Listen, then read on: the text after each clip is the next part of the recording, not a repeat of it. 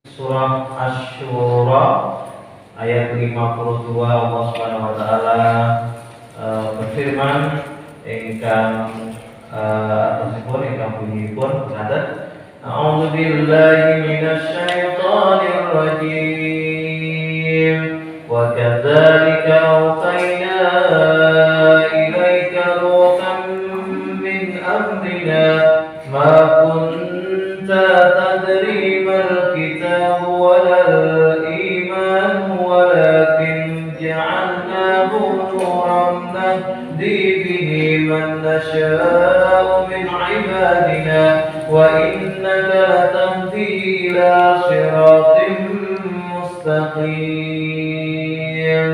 Sallallahu alaihi wa sallam. Jamaah sekalian, ingkang atasipun dan demikianlah kami wahyukan kepada Muhammad ruh Al-Quran dengan perintah kami. Sebelumnya engkau tidak mengetahui apakah kitab Al-Quran dan apakah iman itu. Tetapi kami jadikan Al-Quran itu cahaya.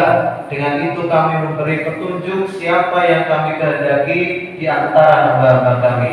Dan sungguh engkau benar-benar membimbing manusia kepada jalan yang lurus. Bapak Ibu jamaah rahimahullah, di dalam ayat ini kita bisa mengetahui bahwasanya Nabi Shallallahu Alaihi Wasallam menerima Al-Quran melalui seorang ruh yang disebut dengan malaikat Jibril alaihissalam. Kemudian wahyu Al-Quran Bapak Ibu jamaah rahimahullah adalah wahyu yang paling sempurna, penutup dari segala wahyu dan penutup dari segala firman Allah Subhanahu wa taala. Maka Bapak Ibu jamaah rahimahullah, kita sebagai seorang muslim pasti sangat bangga dan harusnya sangat bangga memiliki Al-Quran. Karena kalau kita, mohon maaf, kalau kita belum bisa membaca Al-Quran dan sangat mau Al-Quran, segera kita membaca Al-Quran, segera belajar Al-Quran, okay? Karena ketika Allah menggelar seluruh bumi dan langit ini, maka Allah memberi buku petunjuk yang disebut dengan Al-Quran. Bapak Ibu, menawi panjenengan sedaya mereka mundut alat elektronik, AC, TV, tape dan lain sebagainya, mesti wonten mriku wonten naminipun buku petunjuk. Nah, kita selaku manusia di muka bumi, Allah berikan petunjuk untuk hidup di dunia ini sampai nanti di akhirat. Yang namanya buku petunjuk itu adalah Al-Quran. Maka Bapak Ibu jamaah rahimahullah, sudah saatnya kita kembali kepada Al-Quran. Maka kita yang belum bisa membaca Al-Quran sangat-sangat dianjurkan untuk segera belajar Al-Quran.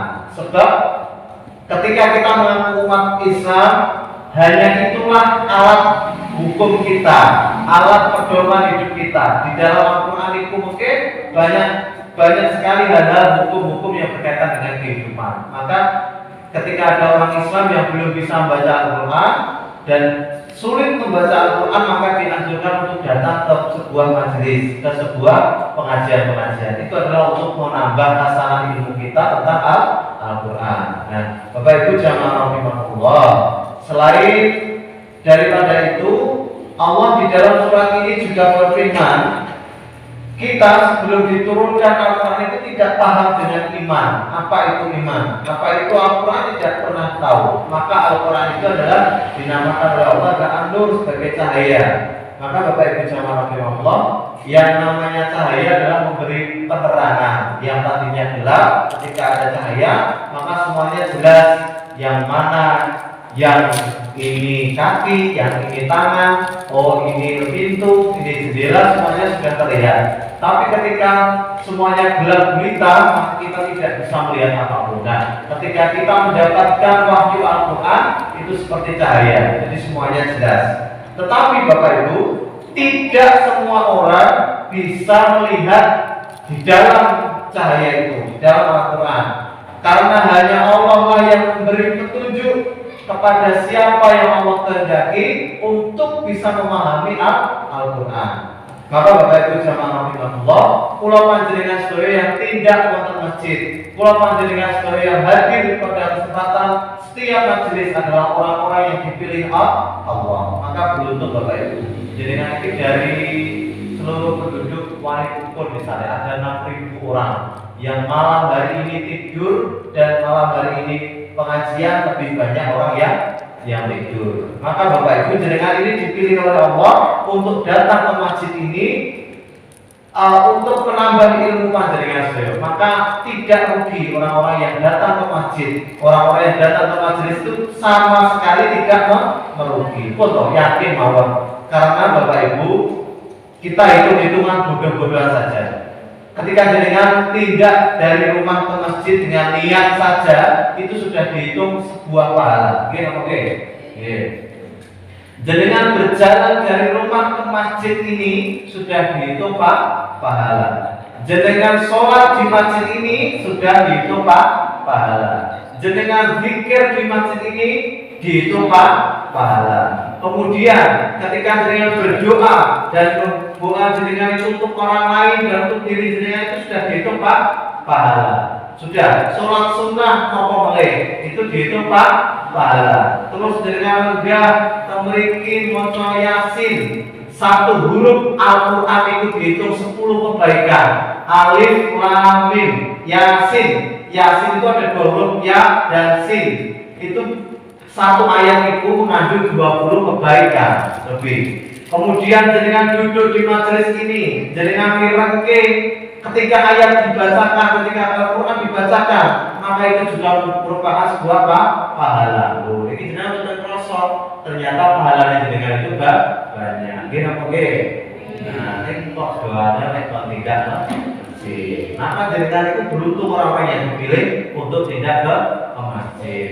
Maka Bapak Ibu jamaah rahimahullah, ini di dalam hal ini berarti jenengan termasuk orang-orang yang diberi petunjuk. Maka pulau selalu bersyukur, jenengan itu bersyukur. Maka Bapak Ibu jamaah rahimahullah, apabila kita sudah diberi petunjuk oleh Allah, maka itu adalah benar-benar manusia yang dibimbing Allah menuju ke jalan yang lurus. Maka ketika sholat ihdinas siratal mustaqim itu sudah dikabulkan oleh Allah kepada kita. Maka beruntung Bapak Ibu jamaah rahimahullah. Dan kemudian ada sebuah hadis dari riwayat Muslim. Kemudian Nabi SAW dengan tatkala Nabi mendorong para sahabat untuk membaca Al-Quran. Baca Al-Quran karena ia datang pada hari kiamat sebagai penolong bagi para pemiliknya.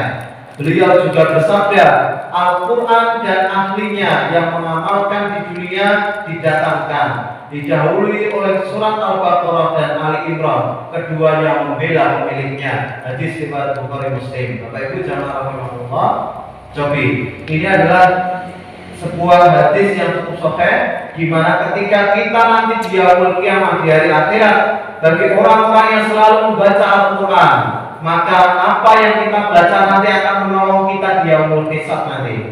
Maka di sini ada yang didahului oleh surat Al-Baqarah dan Ali Imran, keduanya membela kita. Oh ya Allah, saya dulu sudah dibaca oleh hamba jenengan ini selama sekian puluh tahun, dibaca terus tanpa berhenti. Maka itu akan menolong kita dia. Yakin Bapak Ibu, karena segala sesuatu yang ada di muka bumi ini nanti akan menjadi saksi. Lihat Bapak Ibu, ketika tangan kita berbicara, kulit kita berbicara, rambut dan kaki semuanya berbicara. Apa boleh Al-Quran yang benar-benar nanti akan menjadi syafaat kita di yaumul kiamat. Maka Bapak Ibu jamaah rahimahullah, yakin bahwa ada orang yang membaca Al-Quran dimirengke, orang ada yang menggelar baca Al-Quran, sinau Al-Quran didatangi, insya Allah mereka barokah. Nah itu satu dari kebaikan Al-Quran. Kemudian orang-orang yang hafal Al-Quran, ini ada dengan pula apa yang dikatakan Umar ketika mengangkat seorang pemimpin dari kalangan Maula sebagai amir Mekah, hingga ada sebagian sahabat yang menegur Umar karena sikap yang diambilnya. Lalu Umar berkata, dia ini hafal Al-Quran dan aku pernah mendengar Rasulullah SAW bersabda, sesungguhnya dengan Al-Quran ini Allah mengangkat derajat kaum-kaum karena membaca dan mengamalkan isinya, dan merendahkan derajat suatu kaum lainnya karena tidak membaca dan tidak mengamalkan isinya. Hadis riwayat Bukhari. Bapak Ibu jamaah rahimahullah, Ini adalah orang-orang yang hafal Al-Quran. Orang yang hafal Al-Quran semakin banyak penghafalan Al-Qurannya, maka semakin tinggi derajatnya dibandingkan orang-orang yang tidak menghafalkan Al-Quran. Maka Bapak Ibu jamaah rahimahullah, inilah yang kita kejar dari awal. Visi misi masjid ini adalah menciptakan pondok tahfidz Al-Quran yang insya Allah hanya fokus pada menghafalkan Al-Quran, sehingga nanti anak-anak kita ke depan bisa menghafalkan Al-Quran minimal 1-2 juz. Itu adalah syarat utama menjadi seorang hafidz Al-Quran. Maka Bapak Ibu jamaah rahimahullah, doakan, kita doa bersama, mudah-mudahan nanti di Malikpur ini ada pondok yang akan terjadi menjadi tahfidz Al-Quran. Amin, amin ya rabbal alamin. Kemudian Bapak Ibu jamaah rahimahullah, orang-orang yang sebaik dari diri kita adalah orang-orang yang mengamalkan dan mempelajari Al-Quran.